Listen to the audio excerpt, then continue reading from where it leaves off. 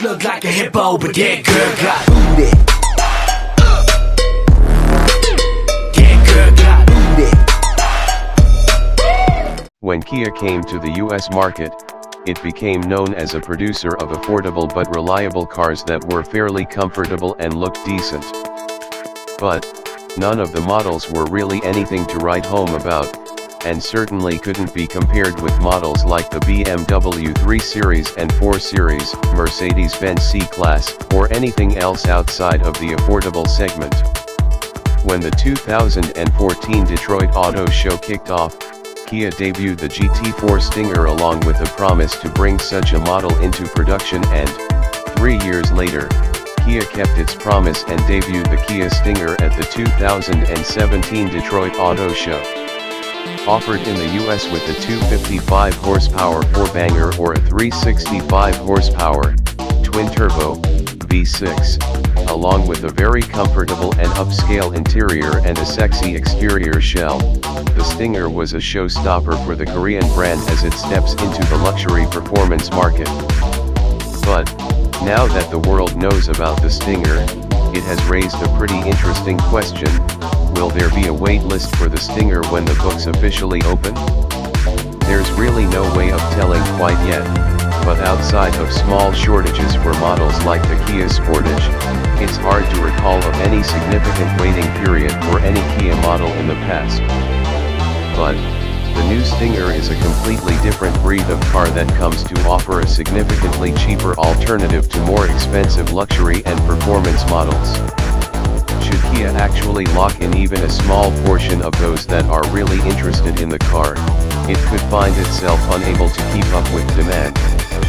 It comes down to a couple of factors that include when production officially starts, when the order books officially open, and that initial demand. As of the time of this writing, neither its release date or pricing point has been officially announced, but a price tag in the range of $35,000 to $40,000 is expected, while the order books should open sometime in the fall or early winter of 2017.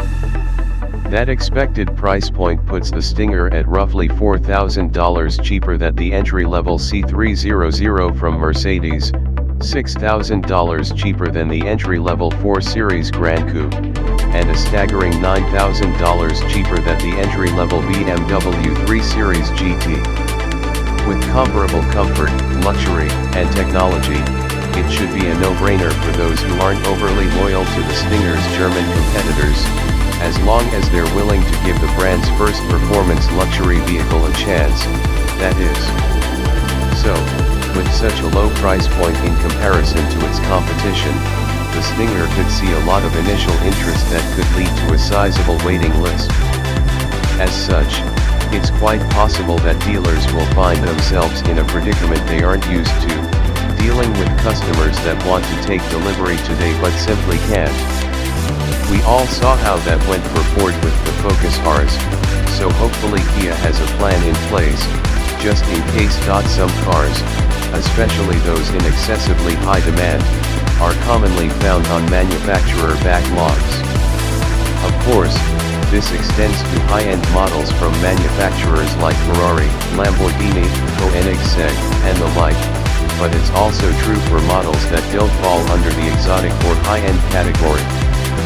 Think about the Ford Focus Rs, for example, or the BMW M2 in some markets. Certain markets have also seen serious wait times for the Ford Mustang as well. With that in mind, there's a high possibility that the Kia Stinger could join the list of models that you just have to wait for. But the good news is that, after sitting inside of the Stinger at its debut, I can say with near certainty that it will be worth the wait, especially when you factor in the potential savings over some of its competitors. I haven't had a chance to put it through the paces yet, obviously, but with the performance figures thrown around by Kia, it should be extremely fun to drive as well. In the US, the Stinger will hit the market with a 2.0 liter that delivers 255 horsepower and 260 pound-feet of torque, or a 3.3 liter Biturbo V6 that delivers 365 horsepower and 376 pound-feet of torque. Unfortunately, there's no manual transmission to be had. Kia didn't even try to develop one, but you do get an 8-speed automatic with paddle shifters and 5 different drive modes. The European market will also get the option of a 2.0-liter diesel that delivers 197 horsepower and 325 pound-feet of torque. Future models could be offered with even more power thanks to the strong chassis design, and Spencer Cho, Kia's overseas product marketing boss, has confirmed that the Stinger will eventually see electrification as well.